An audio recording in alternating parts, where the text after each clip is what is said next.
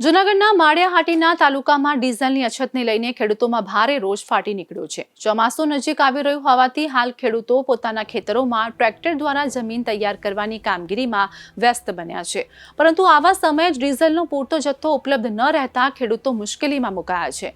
ખેડૂતોના જણાવ્યા મુજબ અનેક પેટ્રોલ પંપ પર ડીઝલ માટે લાંબી લાઈનો લાગી રહી છે અને ઘણા પંપ પર ડીઝલ ખૂટી જતા ટ્રેક્ટર લઈને આવેલા ખેડૂતોને ખાલી હાથે પરત ફરવાની ફરજ પડી રહી છે। ખેતીની સિઝનના સૌથી મહત્વના સમયે ડીઝલની અછત સર્જાતા ખેડૂતોમાં ભારે નારાજગી જોવા મળી રહી છે।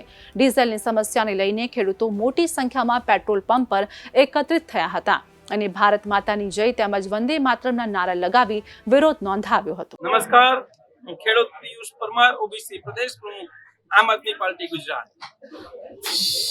ભારતીય જનતા પાર્ટીની આ સરકારે ચૂંટણી સમયે જનતાને ગુમરાહ કર્યું અને ચૂંટણી પતી ગઈ પછીના દિવસોમાં માનનીય દેશના વડાપ્રધાન હૈદરાબાદથી ભાષણ કરે કે પેટ્રોલ ડીઝલની બચત કરવી જોઈએ, ત્યારે ત્રીજે દિવસે સોમનાથમાં એક મોટી સભા રાખવામાં આવે છે, જેમાં 400-200 અમદાવાદથી અને ગાંધીનગરથી બોલાવી અને પોતાનો રોડ શો કરવામાં આવે છે। જનતા હેરાન પરેશાન થઈ રહી છે। આજે માળિયાહાટીના તાલુકાના એટલા પંપોમાંથી માત્ર એક પંપે ખાલી 8000 લીટર ડીઝલ આવ્યું છે। ખેડૂત વર્ગ છે, કાયમીનો અવરજવર કરવાવાળો સામાન્ય પરિવારો આજે ખૂબ હેરાન પરેશાન થઈ રહ્યા છે। સામાન્ય ઘરના લોકો આજે લાઈનોમાં ઉભા છે, ત્યારે નેતાઓ ક્યાં છે?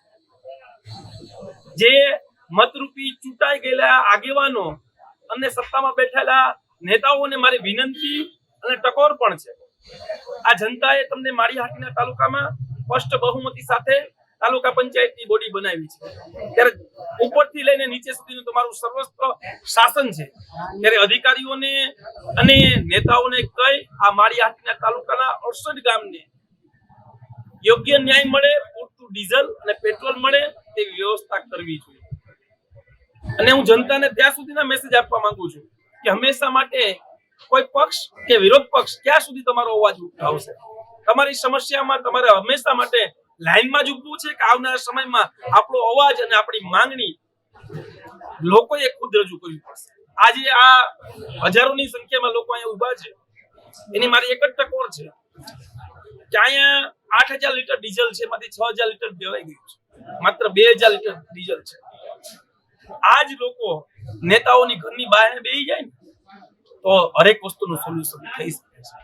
આજ લોકો સાંસદના ઘરે બે, આજ લોકો ધારાસભ્યના ઘરે બે, આજ લોકો જિલ્લા પંચાયત અને તાલુકા પંચાયતના ચૂંટાયેલા પક્ષના સમર્થકોને ત્યાં બેસે તો 110% રિઝલ્ટ મળે છે। અને બીજા નંબરમાં મેં અત્યાર સુધીમાં નોંધ કર્યું છે, ત્યાં બીજેપીના કોઈ પણ એક નેતા આ લાઈનમાં નથી। એમને ડીઝલ અને પેટ્રોલ ક્યાંથી મળી જાય છે, ત્યારે જનતાને કેમ નહીં? આ ખૂબ મોટો પ્રશ્ન છે। જય હિન્દ, જય ભારત।